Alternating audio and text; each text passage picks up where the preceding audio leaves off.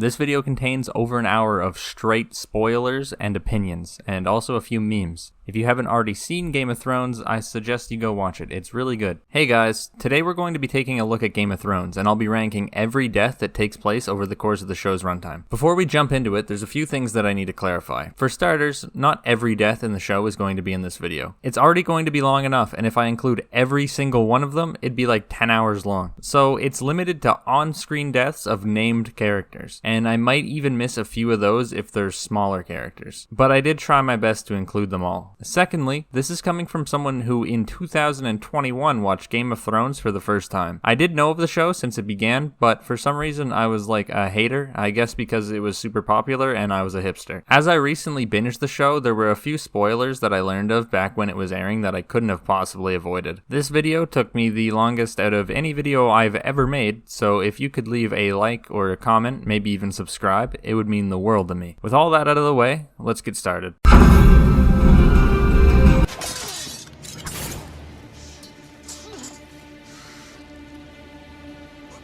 Starting off simple, we got this guy named Jory, general homie and guard to House Stark. I wasn't overly emotionally invested in this character, but he did have a bit of screen time and he dropped pretty effortlessly. I'd say since he was one of the first on-screen deaths of a character that had been around, it needs at least like a 3 out of 10.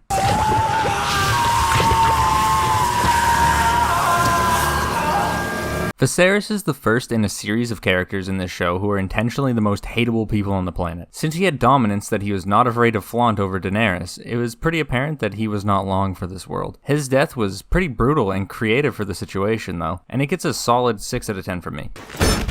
Give me some of the pain and let me die. King Robert is another necessary death for the plot to progress. I thought he was like a pretty stand-up dude, and even in season 1 I had a pretty swift disdain for Cersei, so I like this guy. It wasn't overly a big deal, but it did display the first note of Game of Thrones' true strength as a series, the underhanded plays made in the shadows to vie for power. I think this is a perfect death to make our first 5 out of 10, because I think it's exactly middle of the road. The first sword of Bravos does not run. This is the first one that hit me hard. Syrio was an absolute unit, and every scene he was in, I was glued to. While he wasn't a very deep character, he was entertaining, and he was the catalyst for Arya's arc that led to some of my favorite moments in the show. It was a shame to see him go, but I enjoyed the time he was there. 7 out of 10 for me, because I like this dude so much.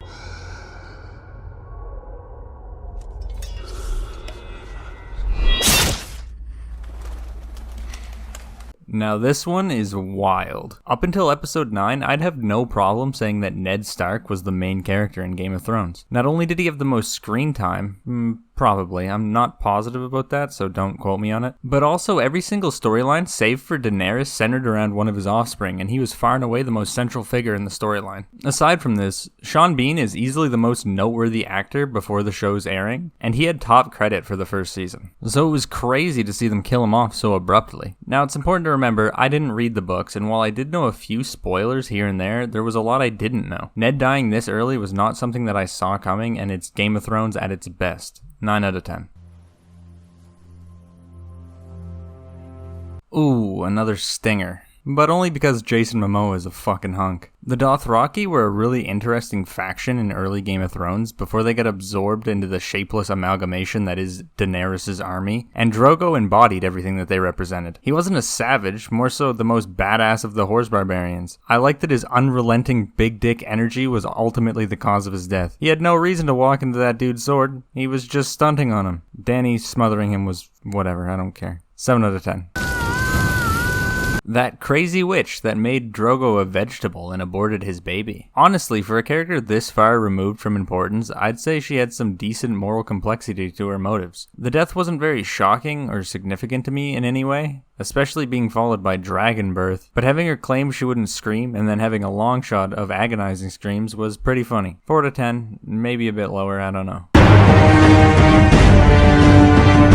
I don't think I will. So be it. This dude got a raw deal. He flexed on the army and was well aware that they were coming back with more dudes, and he had only a small band of criminals and children. His influence on Arya and the time where she was the best character in the show cannot be understated, and I don't think I'll ever forget the story he told about Willem either. 6 out of 10. We liked him. This kid was a punk brat. Another pretty funny death with the "let me help you up" fake out. This might be the first on-screen death of a kid though, right? I'm not positive on that, but I'm pretty sure it's the first one with a name. He gets a little boost in that regard, so we'll give him 3 out of 10.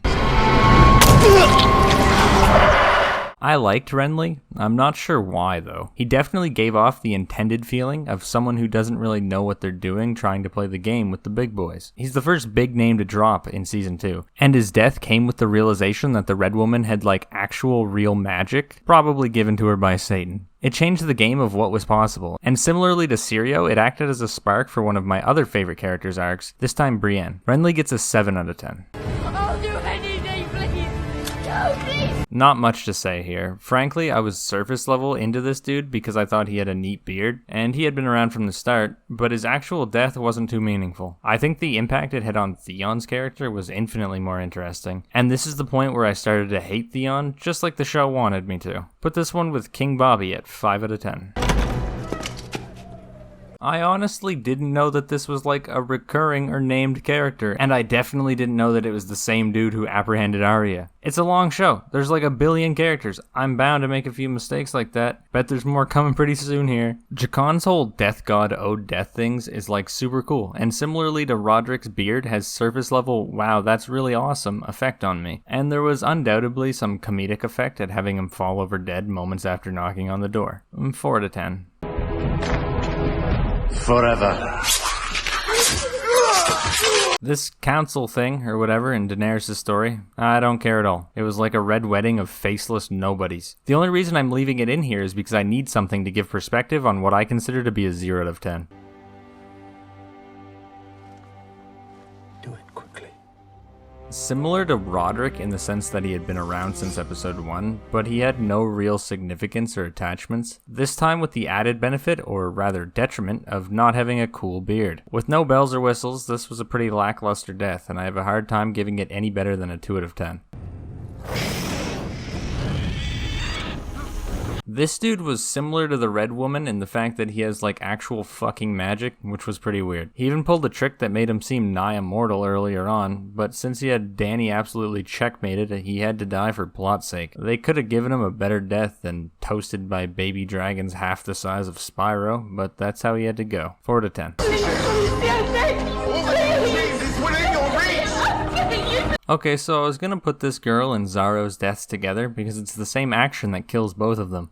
But I need to separate them because it turns out I have different feelings for each. She had reason to believe that Daenerys was gone for good, and she did a super power move by linking up with the perceived most powerful person around. You know, kinda like Daenerys did with Drogo like a year ago in universe. She was always super loyal and their bond seemed tight, and as soon as Dany showed up, she showed actual genuine remorse. I just don't know what Daenerys was expecting Doria to do. Like forever give up on life and blindly follow someone who's never coming back? Since this death caused me so much thought, it needs its own rating. I'm also putting it first chronologically because there's no way that Xaro did not eat her to sustain himself while locked in that chamber. 6 out of 10. I am King of Kar. Another hard-working man starting from nothing, making his way up to greatness, damned by Daenerys. He definitely ate a live woman and then proceeded to either starve to death or suffocate, with his last memories being animalistically murdering and devouring the last line of human connection he had. So that's a pretty dark fate. Daenerys is a good guy, by the way. Xaro's death is a 4 out of 10.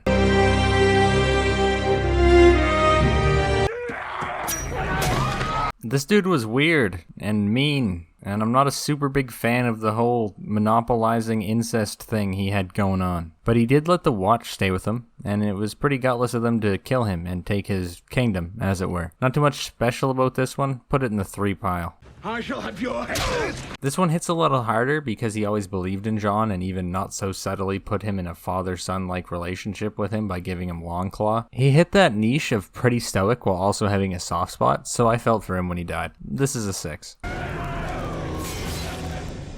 Does this one even count? No, I'm leaving it in anyways. So the significance of Beric dying and coming back in the scene is like super important to the Lord of Light thing that keeps happening for the rest of the show. This god is undeniably and factually real, as Beric would be perceived as like a demigod to anyone around. If it wasn't for him constantly downplaying it by saying he doesn't know what his purpose is, just that he has one, he could probably claim to be a deity and most of Westeros would buy it. It was at this exact moment that I became a worshipper of the Lord of Light, and for that reason this death gets an 8 out of 10. Good writing, good character. You are no king of mine. Oh, Robb. Poor, stupid Robb. Early on during the King of the North saga, I was really feeling Robb. Each night when I was done watching, I would rank every ongoing storyline, and Robb for a long time sat at number 1 or number 2. That was before he started making a series of poorly thought out short-term decisions with almost no basis. He knew for a fact what the consequences of this decision would be, and he did it anyways. Based solely on how mad those consequences made me and the drastic effect they had on such a key plotline, Rickard gets a 6 out of 10. But I don't care about him as a character, and neither do you. The fall breaks them. It's important to distinguish the different kinds of deaths that Game of Thrones has. Some characters, like Ned or the Lord Commander, need to die for the plot to progress. They're catalysts, which is a word I like and I will continue to use. There's also a factor of how honorable and clean the death was that comes into play. This lady both didn't really need to die for the plot, and she got done dirty as fuck. Like, I honestly thought she was on her way up the ladder and on a path to becoming a major player herself in the episode prior to this. But nah, Joffrey turned her into a bed canopy. I didn't really like her or dislike her, but damn, I don't think she deserved that. 5 out of 10. Let's fucking go, Sam. Honestly, I didn't really like Sam at this point in the story, but this scene was pretty necessary to not only show that the walkers could be killed, but also establish a few rules on how they can be killed. It is a bit silly that even slight contact with obsidian causes them to shatter, but Sam was the first one to kill one, like, ever, or at least in the last 3,000 years or something, so that's pretty cool. 7 out of 10. You were right the whole time. Look at Target brand Johnny Depp over here. I mean, he was in a similar category to Viserys earlier. Like, he was easy to dislike and you knew Jon was going to end up killing him. He wasn't like evil or anything, but you could still feel it the whole time. Theories are here and there that he warged his bird to avoid dying, but I didn't read the books and I don't know the rules of wargs. So in my eyes, he's dead. 5 out of 10.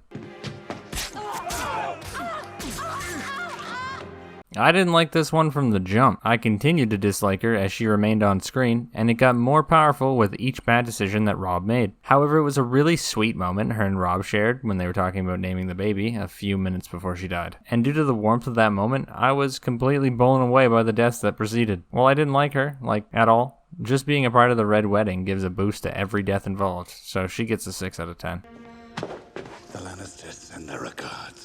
This is the most significant death in the series up until this point, even surpassing his dad. Like I mentioned earlier, I loved Robb early on, and then his bad decisions made me emotionally distance myself from him. And it was his bad decisions that brought him to this here situation before us. What I love about the Red Wedding, and by extension Robb's death, is that it shows how seriously you can be punished by disobeying the traditions of this country. Robb practically had the war won, at least until 3 dragons showed up, but let's ignore that. If he continued to make good decisions socially, he was a strategic monster and a warrior king, but his scheme skills were nowhere to be found, and Westeros has this weird correlation between one's ability to scheme and their lot in life. Being a badass can only take you so far, and I guess that time limit is 3 seasons. 10 out of 10. Our first perfect score, for being such a perfect representation of Game of Thrones' strengths as a television show. I can see how this one could hit hard for some people, but it wasn't really there for me. She was a very protective mother, and she was capable of being pretty cutthroat when she needed to be. Do you get it? She's also responsible for the Jaime Brienne storyline, which is at least top 2 stories of Game of Thrones in general. But for her as a character, I didn't really care. The Red Wedding feels like the climax of Robb's story, and Catelyn is just along for the ride. She can have a 6 out of 10 along with her queen.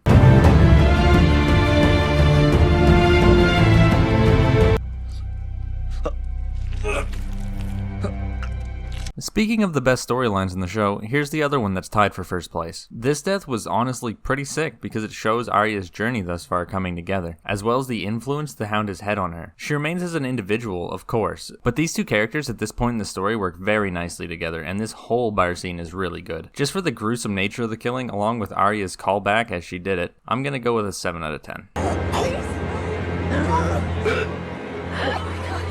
Alright, time for a big one, and I have a lot to say, so let's strap in. Joffrey Baratheon is possibly one of the best written villains of all time, and the actor Jack Gleeson does such a phenomenal job in every possible regard. So I went into the show knowing that Joffrey was a monster and everyone hated him, and I obviously hated his actions as well, but he was so comically over-the-top evil, and the performance sold every moment so perfectly that I couldn't help but like it. I'm not saying I condone any of Joffrey's actions, of course, but as someone who was watching a television show about a story, I loved every second of this dickhead. While I was watching the show, I found out that Joffrey's actor actually received death threats in real life because he acted so fucking good that people could not tell the difference between reality and a TV show about dragons and zombies. I don't know if that's just a statement of his talent as an actor or the stupidity of some people, but I digress. Okay, now with that context out of the way, let's get into the actual death. As mentioned, I love Joffrey's antics, so having a little person War of the Five Kings acted in front of everyone for the sole purpose of pissing Tyrion off is hilarious. The most disappointing part of Joffrey's wedding is that Sansa was not served Robb's head, which I feel pretty baited by, and I really wanted to see it. Poisoned by Olenna and Littlefinger is a bit of a sad way to go, but I'm sure that Season 4 Episode 2 is an episode that a majority of the fans screamed in excitement at, and while I didn't share their pleasure in watching this character exit the universe, I did feel satisfied with the conclusion of his story, especially with Tywin now in the picture. We'll get to Tywin soon enough. So with a heavy heart, we bid Joffrey Baratheon a farewell. His death, much like Robb, embodies Game of Thrones' true essence, and for those reasons it would be criminal of me not to give him a perfect 10 as well. Gotta be honest, I kinda zoned out for the whole Night Watch Rebellion story, at least for the parts where it was at Craster's Keep. I don't know much about any single one of these guys, except for the one who's from King's Landing and cracked at knife fighting, so I feel nothing, and it doesn't really move much forward, except for Bran, who didn't really have to be there, so it could have just been avoided entirely. 1 out of 10.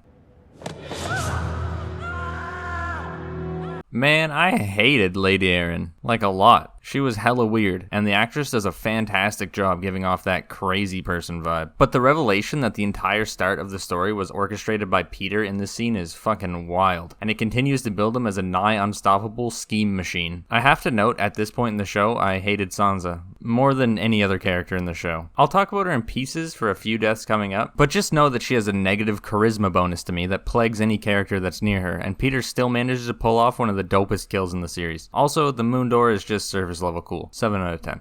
Gonna smash their head in like this! No. Oberyn Martell exuded pure style in everything he did on a level unmatched by anyone since Syrio Forel. Even while he was talking politics to people, he was still verbally stunting on them. Typically when I'm watching a show, there's very little that'll shock me, because as a content creator, I'm often heavily analyzing every detail and considering future plotlines that could happen and how things have to work out. So when Oberyn took stage to fight for Tyrion, I instantly wrote the Mountain off as dead. But I wasn't exactly wrong. I expected a heavy sweep in Oberyn's favor though. So Oberyn died as he lived, absolutely flexing, because doing things the normal way is too boring. And yeah, it made me a bit sad to see him go, as I thought he had a lot of potential as a character, like a fuck ton more than any other character from Dorne. His death is an 8 out of 10, with a brutality bonus of 1 point, giving this goddamn head explosion a clean 9 out of 10. The quietest member of the OG Nightwatch 104th Division goes down in a brutal fashion. I'd put money down that Pip was nobody's favorite character, and the death didn't really do anything in either the emotional category or the plot movement category, so to the slums it goes. 1 out of 10. Yeah, you might be real characters in the book, but you're very one-dimensional barbarians in the show, and I don't give a shit. Keep Pip company down in that 1 out of 10 section. A wildling with not only a name, but one of the most likable personalities the show has produced in its entire 8-season run. Ygritte's time on the show was fantastic, and she gets a free pass to the upper echelon of my personal character ranking tier list, which I might make a video on after this one if you guys want to see something like that, for the sole reason that she was like a magnet for attention whenever she was on screen. I was like actually sad when she was killed because I felt in my heart she was destined for some sort of redemption arc after she stopped being so pissed off, especially since it was clear as day that Jon would ally with the wildlings in the future again. Jon never again had any on-screen chemistry with any other character like he did with Ygritte, and that's probably due to this being Kit Harington's actual real-life wife, so it was a shame to see her go. While this death made me sad, it made other people send death threats to Ollie's actor, and that is highly messed up. What is it with Game of Thrones fans and sending death threats? You guys do know it's a TV show, right? Anyways, that's off topic. Ygritte's death for sheer emotional value gets a personal 8 out of 10 from me. I ain't gonna lie to you guys, I hated Bran from the jump, and his entire storyline put me to sleep until way after this death, and this part was no exception. What was Jojen even about? He was single-mindedly about getting Bran to fulfill some prophecy. The only reason I paid any attention to this character is that the actor is the same guy who played the chess cowboy in The Queen's Gambit, and I liked that show, so he got a little meta clout from me. But nah, felt nothing. Still hated Bran's story, with the exception, of course, of Hodor. 2 out of 10. Shae is an extremely complex character for me, because I really liked her at first. She had this way about her that she knew what Westeros was about, but she didn't care. She describes herself as foreign, and she felt that way, like she didn't belong, and it was incredibly refreshing. But that was Shae in the earlier episodes, when she was with Tyrion, and before that blew up. As her relationship with Tyrion progressed, almost every scene of them together followed the formula of Tyrion tells Shae to do something for her own good, Shae gets incredibly pissed off because she doesn't understand, Tyrion starts to explain himself, and then they suddenly start doing something intimate. They took a refreshing, complex character and made her formulaic and frankly borderline bipolar, which might have been the intention, but she didn't show any signs of that initially. When she was sent off, I expected her to be scorned, but I still feel like she legitimately loved Tyrion, and that's what added emotional oomph to the moment. Having her return to sell him out in the trial and end up in Tywin's bed completely undermines the 2 or 3 hours of just Tyrion and Shae interacting as a couple that has led up to this moment. It just doesn't sit right with me and it feels off. But given that it is that way and we can't change it, having Tyrion in an extreme fit of sadness and anger strangle her felt justified. 4 out of 10. Not because the death was bad, just because I felt this character was assassinated as a character well before she was killed off. And oh boy, is she not the last character that happens to in this show. I am your son. I have always been your son. Let's start off by saying that Tywin is easily in my top 3 characters in the universe, if not my number 1. With that out of the way, I think after everything he brought to the table was on full display, everyone thinking critically knew that he was going to have to die. The show is called Game of Thrones, and to this point that's exactly what it was, a political drama about battles for power to ultimately win the Iron Throne. Now why does Tywin present an immediate threat to this story? Because Tywin has been on some level above the Iron Throne for a long time. Like during King Aerys Targaryen's reign even. He was positioned perfectly to take full control, and at that current moment in the story, he was insurmountable in his level of power. That being said, Tywin came in at the perfect time in the show, and he was the quintessence of the show in every aspect. He's an extremely powerful man who got to be that way through the sheer power of scheming and politics. In a way, it's almost hard to believe that he wouldn't have seen the possibility of Jaime letting Tyrion out and Tyrion trying to kill him with how detailed his plans were. And the fact that he can exert complete control over even Cersei is a testament to how much weight is behind his every decision. Seeing one of my favorites go out was a little hit to the heart, but I knew it had to happen, and they pulled off in a way that it opened the door for Tyrion to have a new and interesting angle to take in the future. I do wish they killed him with a bit more dignity, but what can you do? I don't think he'd be killable in any other situation, so maybe that's a bonus rather than a downside. 10 out of 10. Yeah, I'm biased. It's my video. This'll be my last war.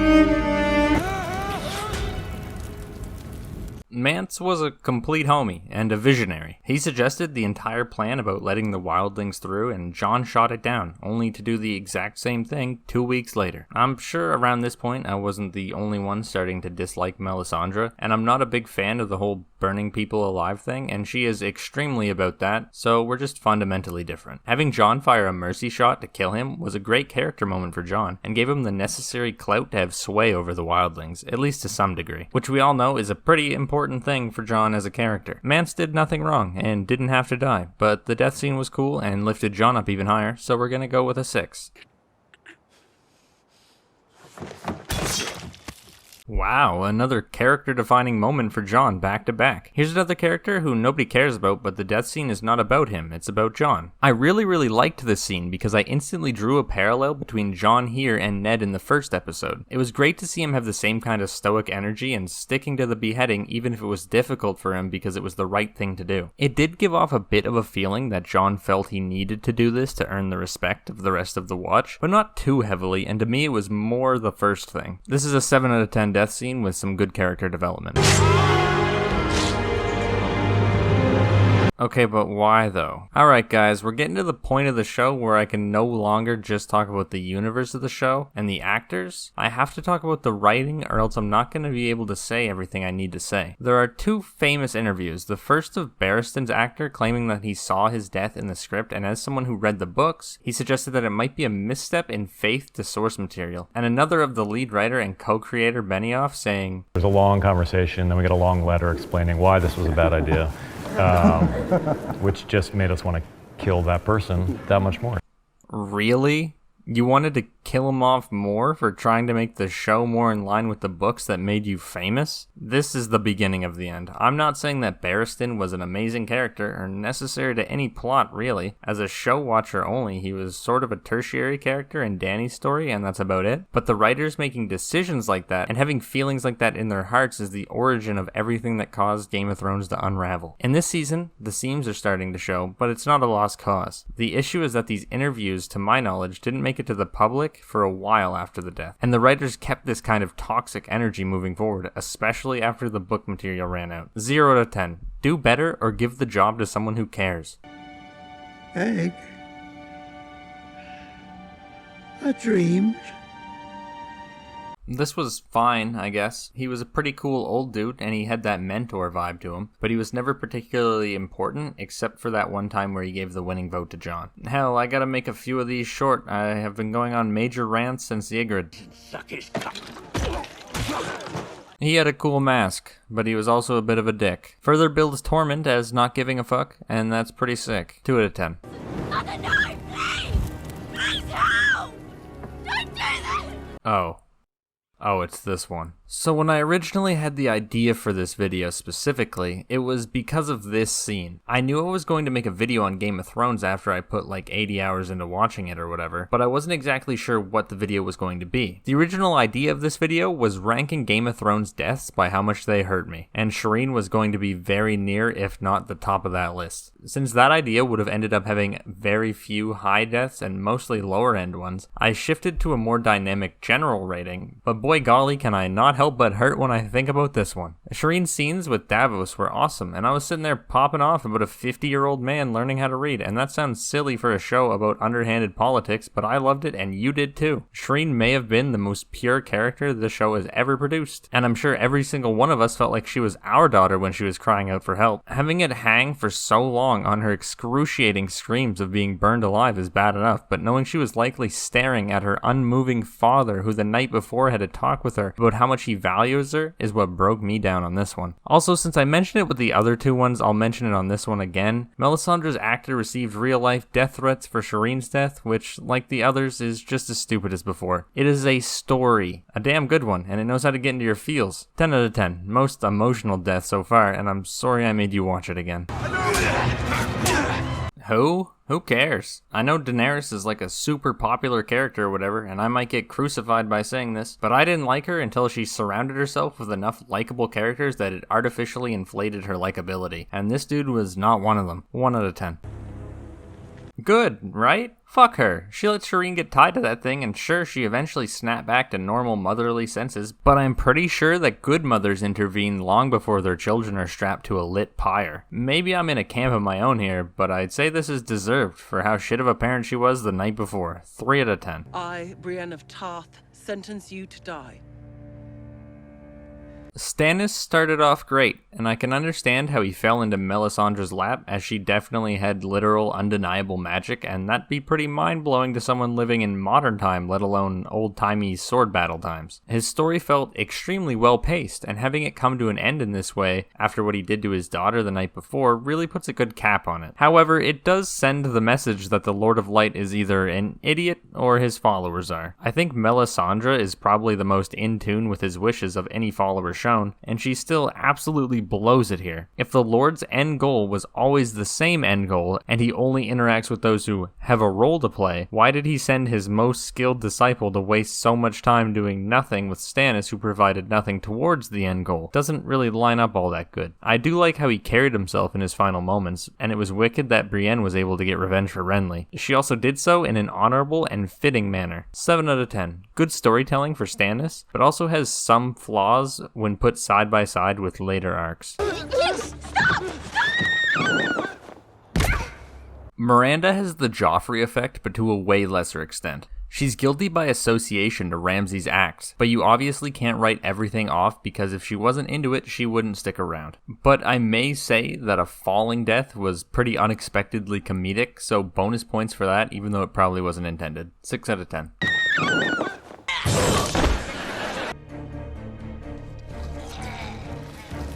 Another Joffrey effect back to back. Unapologetic monster, and we all cheered when he died. It's also the first time Arya does some cool faceless man stuff to assassinate someone. It's also almost the last time. 7 out of 10. Marcella? I may be wrong, but I'm pretty sure that Marcella had 0 lines before she was shipped off to Dorne, and then she was just like a pretty nice character in a not so nice world. And it wasn't exactly unexpected when she had some big emotional scene with Jaime that she was either dead within that scene or shortly thereafter. 2 out of 10. It's below average in almost every way. Well, my friends, there is an inevitable downside to finally getting around to watching a show a decade after it aired, especially when you were a mindless hater of said show, with having only personally watched an episode or two in the middle of the 4th season with no context to the situations. That downside, of course, is spoilers are nearly unavoidable. Hell, they're unavoidable a day after the shit airs, let alone years. So I knew for an absolute fact that Jon died at some point and was revived. It was a key point in my anti-Game of Thrones agenda, because for some stupid reason I thought that characters having longevity took away from the aspect of Game of Thrones which everyone praises, nobody being safe. I was obviously wrong about that. All of that said, I think if you watched this for the first time and didn't know, it would blow your fucking mind. Jon is by no means the main character, at least not yet, as I always took it as there being 4 main characters and he was just one of them. The death scene was incredible, from the setup with the Benjen bait to the actual act. Apparently, Ollie garnered even more hate for this one, which is crazy because he may be the only member of the Watch who deserves to be this angry about Jon's proposal. With being spoiled, this was like a 6 or a 7 out of 10. But out of respect for those who had their minds blown out of the back of their skulls, I must give it the full 10 it deserves. Ollie.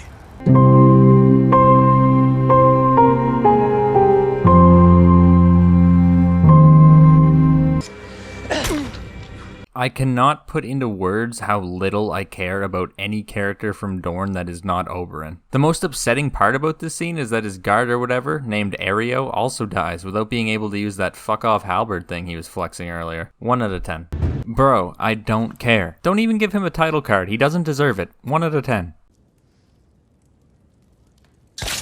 So I have a pretty whack take coming up about Ramsay, which I will go into detail about in a little bit, but the gist of it is that I liked Ramsay. What, are you surprised or something? I said I liked Joffrey, didn't I? Anyways, Roose was a little bit of everything, almost a mini Tywin. Unfortunately, mini is not enough to be Tywin. Roose lacked the crucial factor of his usurpers having fear to try. Because of this, Ramsay had literally 0 downsides when killing his dad, and mother-in-law, and half-brother. And as a Ramsay fan, I was cheering at this one. 6 out of 10. Miserable old man nobody likes thrown off of a bridge. 4 out of 10. You already know that I only know Ollie and Sir Alistair by name, so I'll just do them both at once while they hang here. Alistair was, I don't even know if he was a bad dude. He just didn't see eye to eye with John, and since John is Mr. Nice Guy main character, we're supposed to dislike Alistair. The one thing I can say about him is that, like, when I was younger, there were a few adults who clearly just did not like me for whatever reason, and I don't know what I did to them. And Alistair sort of gave off that energy towards John. I feel like they could have sorted out their differences if they just relaxed a little bit, but everything had to be a dick measuring contest. Now on to Ollie. Ollie is pretty facelessly attached to his character-defining feats, which are being picked by John to be Lord Commander eventually, killing Ygritte, and killing John. Outside of that, he wasn't really a character, and I can't find it in me to hate a character who isn't a character. But it is metal as fuck of John to hang a boy who he clearly cared about because he had to for integrity's sake. No juvenile trials in Westeros, which is hardcore. 7 out of 10 for Alistair, and 8 out of 10 for Ollie because killing kids is sick. Wait. No, 8 out of 10 for Ollie because the emotional implications of John's character development. Yeah, that one sounds better. Let's go with that. Unnamed, unimportant, directly connected to Daenerys' story, boring. Cool, she did a thing. Everyone clap for our queen and name our real-life daughters Khaleesi. 0 out of 10. Not much is known about this guy, except that he is a tree. I like trees. 7 out of 10.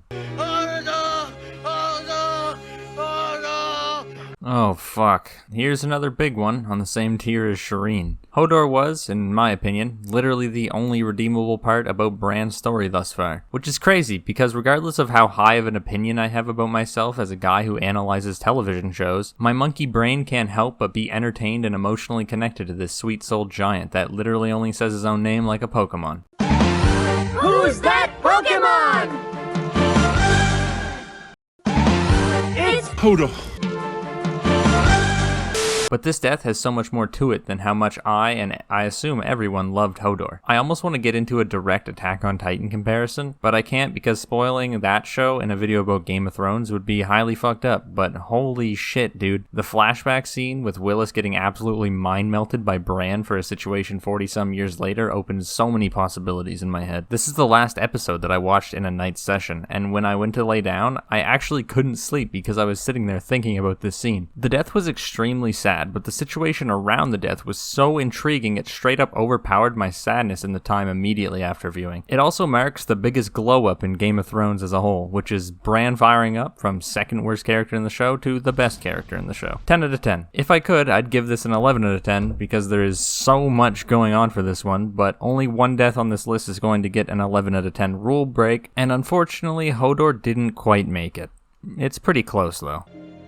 That won't help you.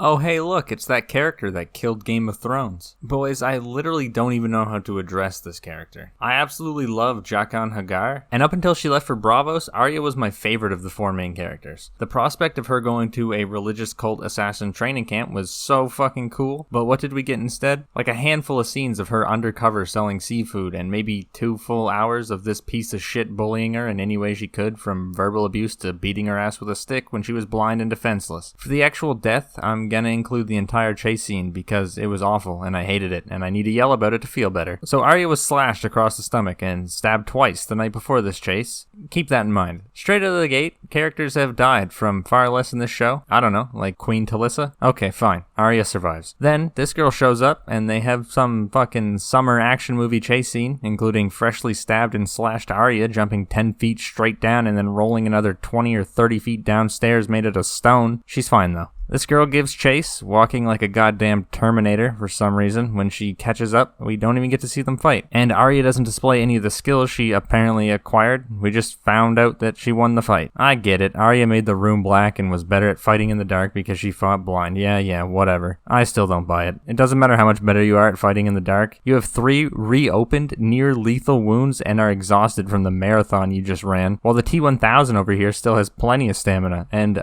wasn't stabbed the night before. This is notably the first scene where it felt like it was written for a new kind of Game of Thrones fan. A fan who just wants to see flashy shit and isn't invested in the quality of storytelling. I have to assume they outnumber me, but I don't care. This was terrible. 0 to 10.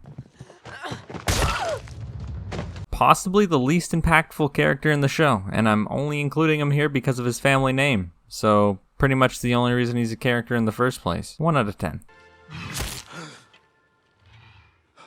Also a non-character, but I liked him anyways because he just seemed like a homie. And come on, giants are cool. Went down like a legend for the boys. 7 out of 10 for no reason other than that. Sometimes simple does the job. Our boy has fallen, and in the worst way possible, having the credit given to the worst character in the show for some reason. Ramsay, to me, was like Joffrey, but not an annoying little brat about it, so already having liked Joffrey, I was super into Ramsay. It also helps that I was a huge Misfits fan back when it aired, so he had some actor clout going in. I don't think there will ever be anyone in Westeros who could be more of a monster than Ramsay Bolton. I mean, sure, people can kill more than he killed, but I'm sure we all know it's deeper than that. He was the only character who seemed to revel in the sadistic aspects of it nearly to this degree. He was even above Joffrey. It got to the point that it might have been his only character-defining trait. That's fine, though. We certainly need some psychopath representation to counterbalance Jon's unbelievable levels of goody two-shoesness. The Battle of the Bastards was actually really entertaining, and Ramsay was one of the things that kept me going as the show's quality and writing went the way it did. You will be missed, Ramsay. 8 out of 10. How is this dude still alive? I have no strong feelings one way or another about Pycelle. He wasn't very entertaining and didn't provide much, but it's pretty impressive to me that he somehow survived until the end of Season 5 when Tyrion called him out on his bullshit in like Season 2. He gets a little bonus from that. We'll give him 4 out of 10.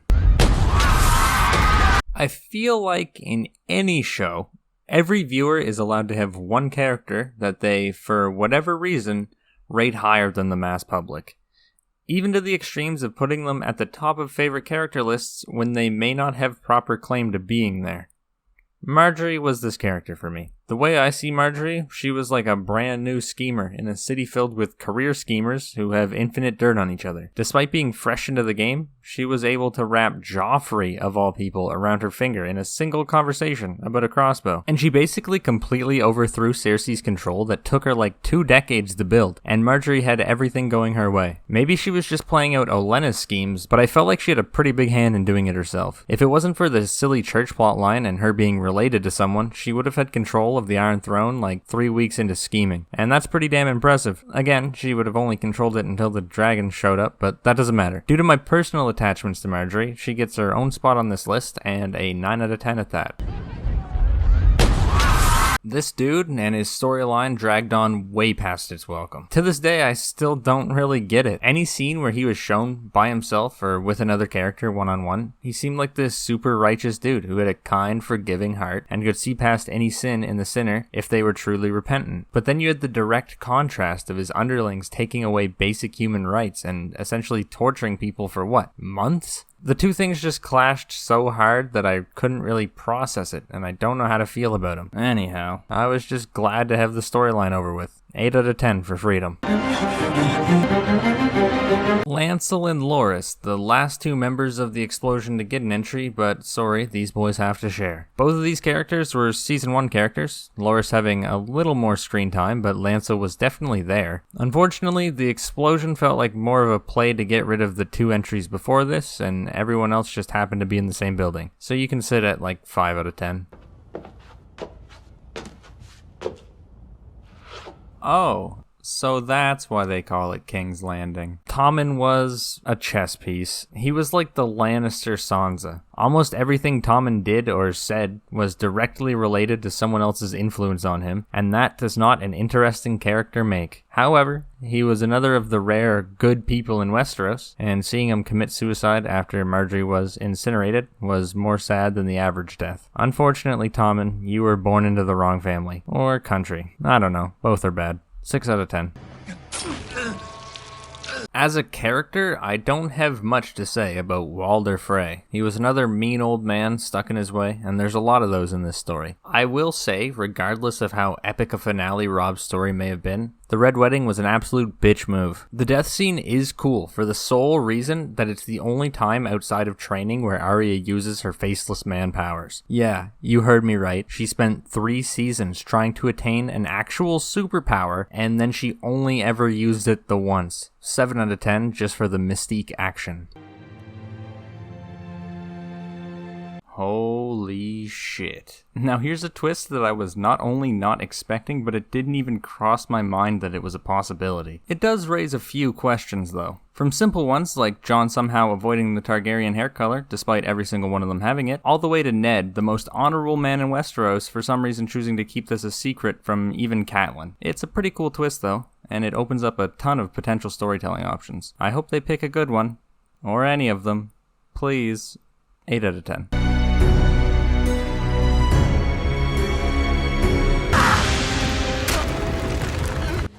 I don't care about Dorne. Nobody cares about Dorne. Bring back Oberyn. 0 out of 10. That's good. Olenna is one of my top 3 characters, and this one seems to be pretty widely accepted. Olenna was established pretty early into her screen time to be an extremely witty, no-nonsense person who still offered the classic elderly kindness and wisdom to those she thought deserved it. It also helps that her political power was established pretty quickly to show that she was almost on the same level as Tywin, which is a feat nobody else could come anywhere close to. It's always sad to see a favorite character go, but at least she went out like an absolute unit. She downed the poison like it was water and then got the final laugh about the whole Joffrey thing. Fucking legend. 10 out of 10. Randall was sort of an asshole. Dickon was just like a normal dude. I guess maybe this scene showed a small hint towards Dany's true colors, which I guess could be foreshadowing if you really wanted to stretch. No, I'm not gonna make a joke about Dickon's name. 5 out of 10. This guy may be the closest thing to a white mage in the entire universe, and they let him go down first out of everyone on the expedition. Hell, a bunch of red shirts survived just so they could die in the battle after they woke up. Secondly, it's common knowledge that during a cold winter night, you all huddle around your white mage to provide the maximum warmth and make sure they survive the night. You help them survive, they help you survive, everybody wins. 6 out of 10.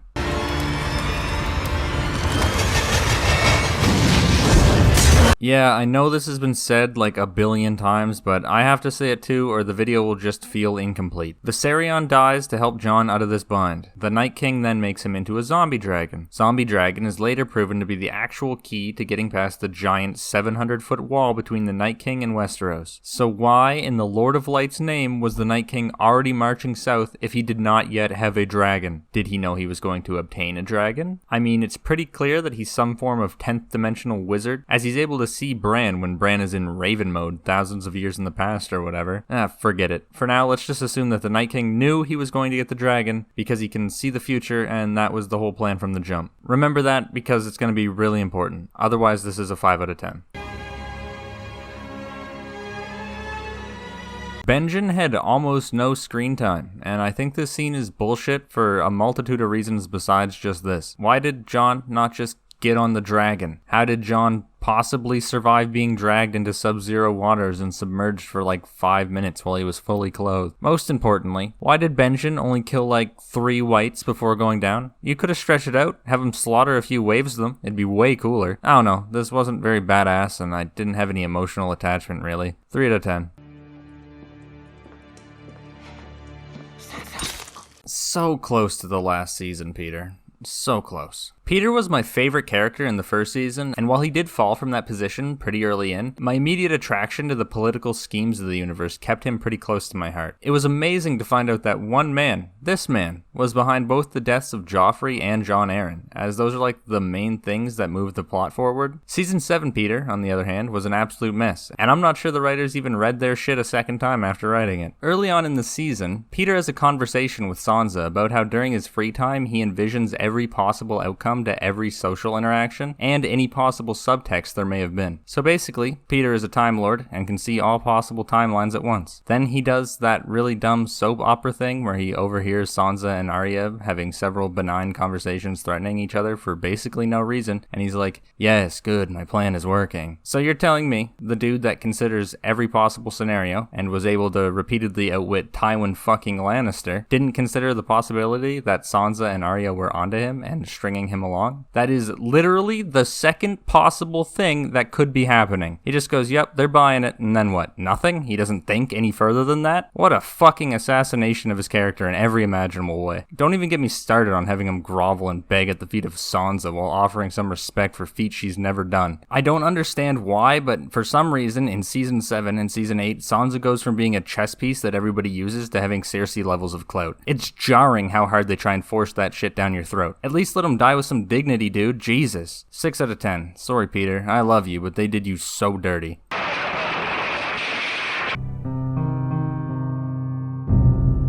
But she sort of overstayed her welcome as a meme, and they tried way too hard to make her serious, and it just doesn't work. At least for me. I initially liked her because I thought the joke was kind of funny, but as it dragged on, she fell down the list rapidly. There's also that cursed behind-the-scenes clip about how this death was to show one of the strongest, smaller people in the show a chance to go out taking down one of the strongest, larger things. Of my Rob worship, I began to hate him. When Ramsay was torturing him, I was stoked because I hated him that much. But it came to a point where I felt like he had paid his price, and I just started to feel bad for him. I'm not sure if that arc is in the books, but it actually worked on me, and I grew pretty attached to him. The moment shared between Jon and Theon at Dragonstone was probably my top 3 moments in all of Season 7 and Season 8. For the emotional weight, and the death also plays into it. But when there's 1,000 of them all looking in the direction she intends to go, she slips by unnoticed? Really? If it isn't clear yet, I really started to hate Arya. They absolutely blew her character arc in Braavos, and then in Season 7 and 8, they were trying to power scale her with dumb feats like Worf-affecting Brienne, which to me felt incredibly undeserved and made me hate her even more. When I saw her jumping towards them, my stomach sank. Like with other spoilers, I couldn't avoid the general knowledge that Season 8 was considered to be a disappointment. I did not put it past the writers to have this be the killing blow, and I admit I was on the edge of my seat, but for the wrong reasons. When they lost a loved one, and I'm not being remotely dramatic. For the first time in my life,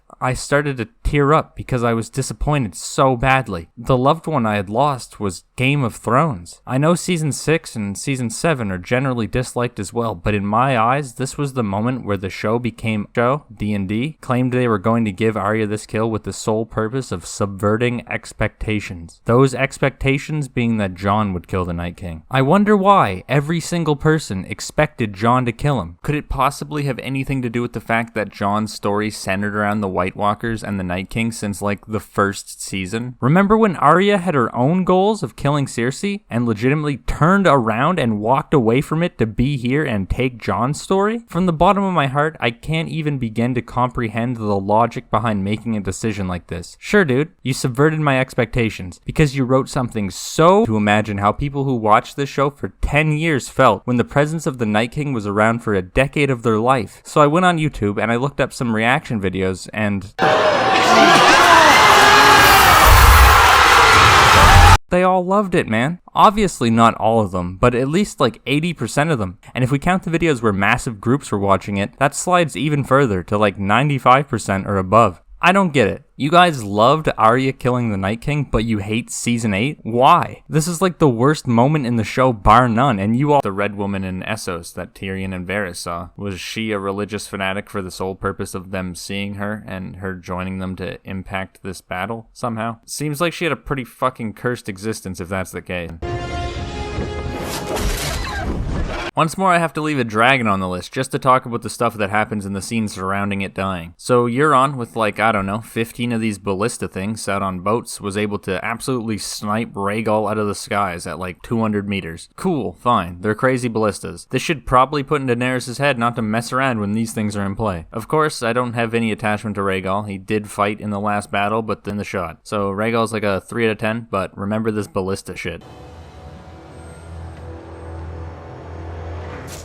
Oh wow, would you look at that? Daenerys immediately takes her last dragon within striking distance of a wall of those ballistas, in a negotiation with a woman who wants nothing more than to kill her and stop her pursuit of the crown. Don't worry, the writing is so bad in this season that Cersei does not try and kill Dany here, nor does she take this opportunity to hit a fairly close and stationary Drogon with her weapon specifically designed to kill Drogon. I'm sorry guys, Missandei is nice and all, and her and Grey Worm's relationship was one of the more more heartwarming things in the show, but this deep into season 8, I was so busy being angry at the writing that I lost my ability to be emotionally invested in like the secondary and tertiary characters. I mean, it was entirely expected that Cersei would kill her, right? I thought she might also kill Drogon and Dany if we're lucky, but I guess we're not. 3 to 10, but the scene as a whole would be like a 0 to 10 because it's stupid. It's not too far off, so don't worry. Varys held a spot in my heart right beside Littlefinger, as I loved the schemes, and especially loved the scenes that those two, and others, shared where they both stunted on each other with sneak power levels and gave each other mutual respect based on their general shadiness. I like all forms of pirates in any media, and I can't even justify it to myself. It's just a thing that happens. I'm also usually drawn to characters with Euron's sort of personality. I don't know how to put it. It's like Kano in Mortal Kombat. Just being a bastard with a big smile on your face. Love that shit. Now, I've heard tales of how fucking cool book Euron is, and I don't want to spoil anything in case anyone decides to read the books, or if one day Game of Thrones Brotherhood comes out, but show Euron pales in comparison. As for the actual death, they like necromancers and mad scientist type dudes. And outside of that, Qyburn had a pretty respectable personality, as shown during the Missandei death, among a few others. I will say that Qyburn's death is like the first death in 3 seasons to actually feel like it's from Game of Thrones. It's super left field, and an important character is just gone in a flash, and it doesn't give off the feeling that it's just there because they needed to hit a death quota. It fits the situation that's presented. 8 out of 10 for Qyburn.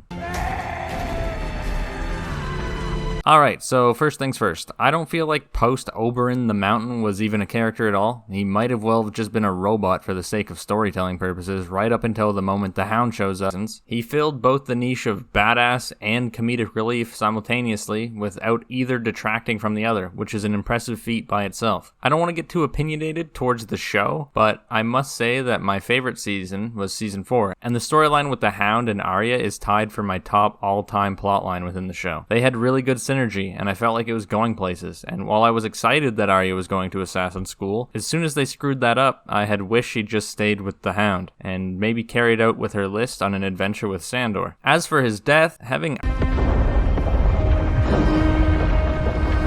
they dragged out Cersei for way too long, and it got to the point that my hatred of her burned itself out into a cool apathy. She was a masterclass on writing the hateable character, until she became over the top and started making decisions that were stupidly out of character. In any case, when episode 3 finished playing, I thought to myself, wow, they're actually going to make Cersei the final boss of the show, and they couldn't even hold up to those expectations. Maybe they just subverted them on purpose. It feels cheap to have Cersei actually kill her because, you know, she did that one thing that Jaime killed the Mad King for just thinking about doing, but nah, that's too expected. 1 out of 10. Another one of my top characters completely broken and betrayed. Jaime was leading the chart of best character arcs by a long shot, well above Theon, until they made this poor man utter one of the dumbest lines ever written. And for every one of the million people in that city, innocent or otherwise. To be honest, I never really cared much for them. Innocent or otherwise. It's so bad, and it makes me so sad, because in every interview with the actor, you can see the pain on his face when it comes to his character being assassinated. The same is true for a lot of the long-standing members of the cast, but the bath scene with Brienne is that Jaime was lying in the bath, and his entire speech to her was false. I'd love to believe that his conversation with Tyrion was a lie, but the actions... So this may be the only thing in the series that could possibly rival Arya killing the Night King in the terrible writing category. For the entire show, 8 seasons, over 70 hours, Daenerys' goal was to break the wheel. She was an outsider to Westeros with a compassionate heart, and while it was shown that she had the capacity for cruelty for those she deemed deserving of it, it was never once shown that she was a fucking psychopath. Like I said earlier, you could perhaps say the Tarly murders were a sign of this, but keep in mind that she killed them only to make a statement because they wouldn't bend the knee. It is entirely different from multi-hated Daenerys. You may have noticed that from every entry that included her before this one, because while I may have understood where she was coming coming from and what her story represented, it just wasn't overly exciting for me. Conversely, as I mentioned, I really liked Joffrey and Ramsay. If she had shown signs of being anything like them, I would have liked her. So why in the 11th hour would you flip Daenerys' character and make her more insane than those two combined after seeing Jon kill her is fine? Why did it take him so long? He spent an entire season just saying, I don't want it. And She is my queen. On repeat, and it took mass genocide for him to suddenly remember his morals. So much is wrong in this episode. It might actually be worse than the whole Night King thing, but in my heart, the show died with the Night King, and I was not surprised by this atrocity. Maybe this is the straw that broke the camel's back for those earlier mentioned fans who loved Arya killing the Night King, which is okay, but I think they're pretty equally shit myself. 1 out of 10, with a pity point because Dany is finally out of my life.